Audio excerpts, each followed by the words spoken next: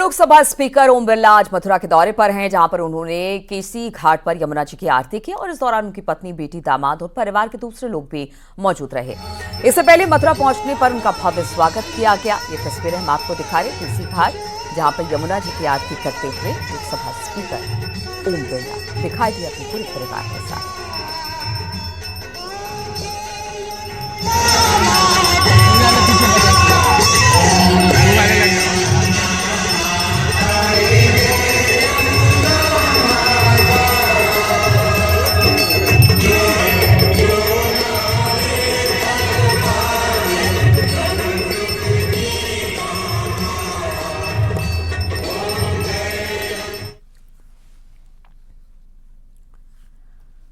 तो उत्तर प्रदेश बोर्ड की 10वीं और 12वीं की परीक्षाएं चल रही है। पहली पाली में आज इंटरमीडिएट की जीव विज्ञान और गणित की परीक्षा है, जबकि हाई स्कूल की संस्कृत की परीक्षा है। गणित की परीक्षा के चलते उत्तर प्रदेश बोर्ड का भी आज कड़ा इम्तिहान है।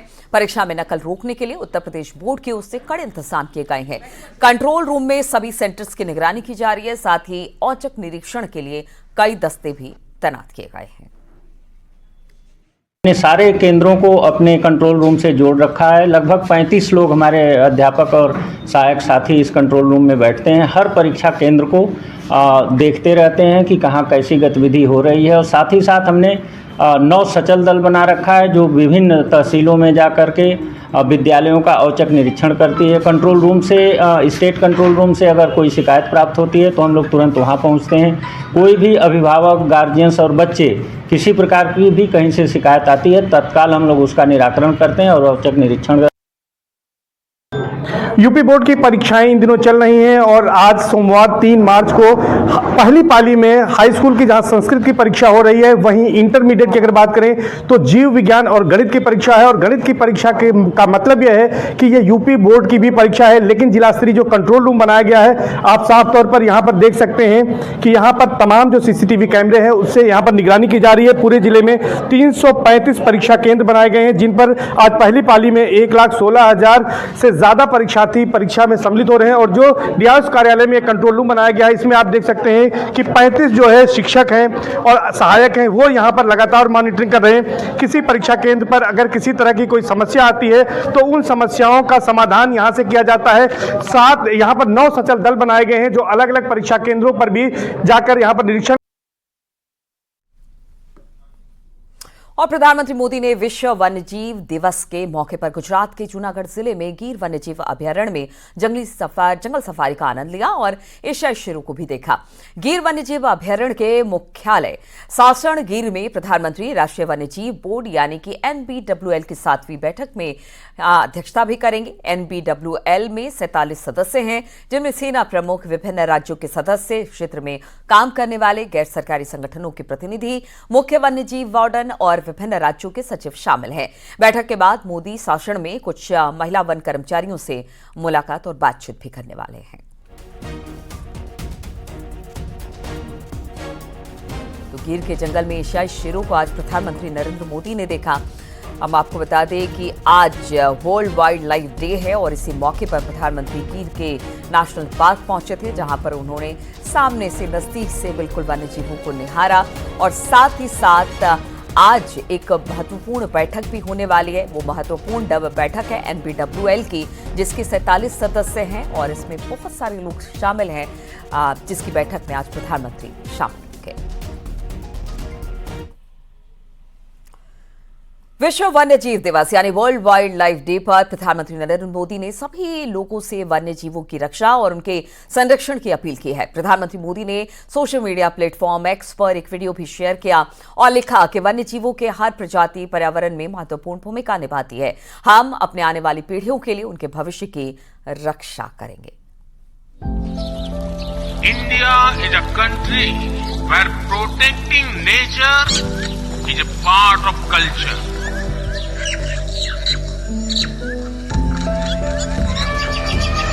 This is why it has many unique achievements in wildlife conservation.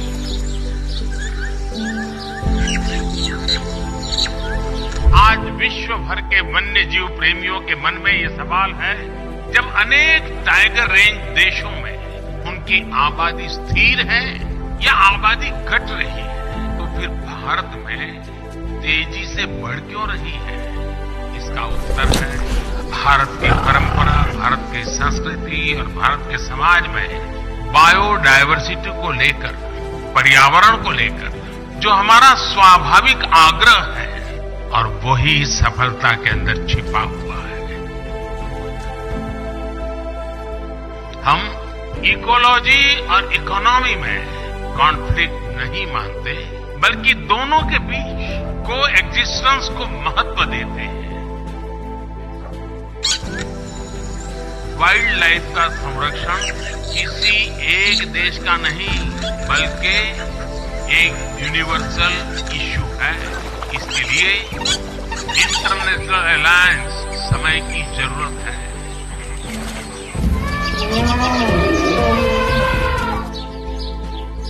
मानवता का बेहतर भविष्य तभी संभव है जब हमारा पर्यावरण सुरक्षित रहेगा। और महाकुंभ में मुस्लिमों के एंट्री बैन के बाद अब ब्रज की होली को लेकर नया फरमान जारी कर दिया गया है। मथुरा के संतों ने होली पर ब्रज में मुस्लिमों के एंट्री बैन करने का फरमान सुनाया। संतों का कहना है कि सनातन के खिलाफ षड्यंत्र रचा जा रहा है। ब्रज की होली में मुस्लिमों का क्या कहा, वहीं मुस्लिम धर्मगुरु इसे गैर कानूनी फरमान बता रहे हैं। जरा देखिए रिपोर्ट।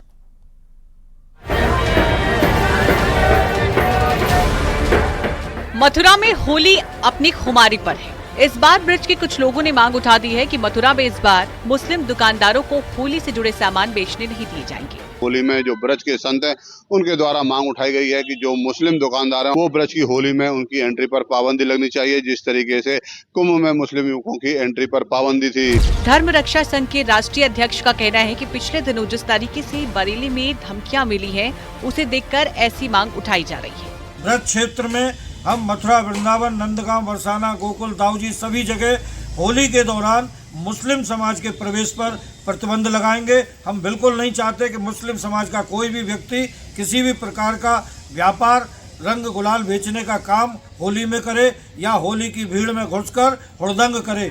ब्रज की होली में मुस्लिमों की एंट्री पर रोक लगाए जाने की मांग तेज होती जा रही है। धर्म रक्षा संघ के बाद अब श्री कृष्ण जन्मभूमि संघर्ष न्यास के अध्यक्ष दिनेश शर्मा फलाहारी ने सीएम को लेटर लिखा है। खून से पत्र लिखकर होली पर मुसलमानों की दुकान न लगे, इसकी मांग की है। हमारे होली जैसे पवित्र त्योहार पर मुसलमानों की दुकानें नहीं लगनी चाहिए, क्योंकि ये लोग हमारे होली के त्योहार में हमारे होली के पवित्र जो रंग होते हैं उनमें जहर मिला सकते हैं, कांच के टुकड़े मिला सकते हैं, उनमें मिलावट कर सकते हैं, मिठाइयों में थूक सकते हैं। तो ऐसे लोगों को हमारे त्योहार से दूर रखा जाए। ऑल इंडिया मुस्लिम जमात के राष्ट्रीय अध्यक्ष मौलाना शहाबुद्दीन रिजवी ने मथुरा के वृंदावन में होली पर लगने वाले मेले में मुस्लिम समाज की दुकानें लगाने पर पाबंदी लगाने को गैर कानूनी बताया है। कितना तुरफा तमाशा है ये।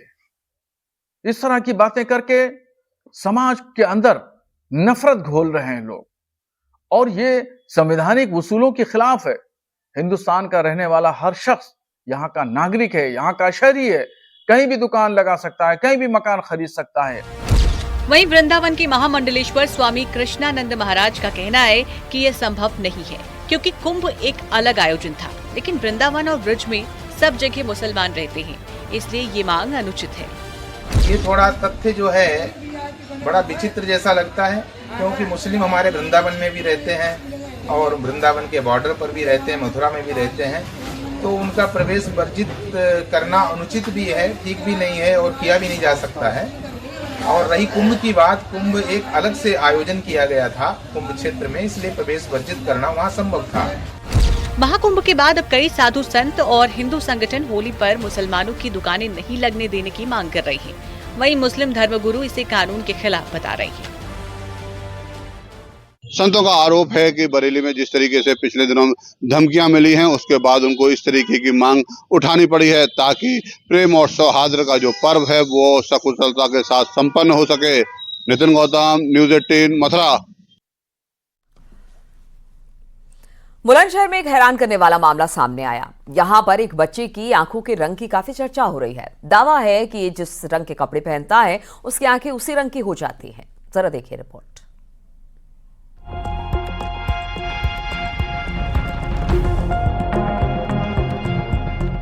नीली हरी आंखों वाले लोगों के बारे में तो आपने सुना होगा, लेकिन क्या कभी ऐसा भी सुना है कि आंखें रंग बदलती हैं, और वो भी कपड़े पहनने के मुताबिक?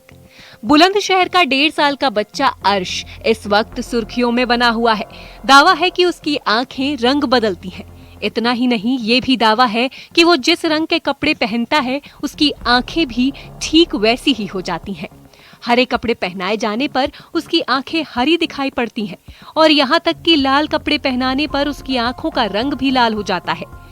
परिवार ने डॉक्टर को भी दिखाया कि कहीं उसकी आंखों में कोई दिक्कत तो नहीं, लेकिन उसकी आंखों में कोई समस्या नहीं है। अर्श के घर वालों का कहना है कि उसकी आंखें देखने के लिए दूर दराज से लोग आते हैं।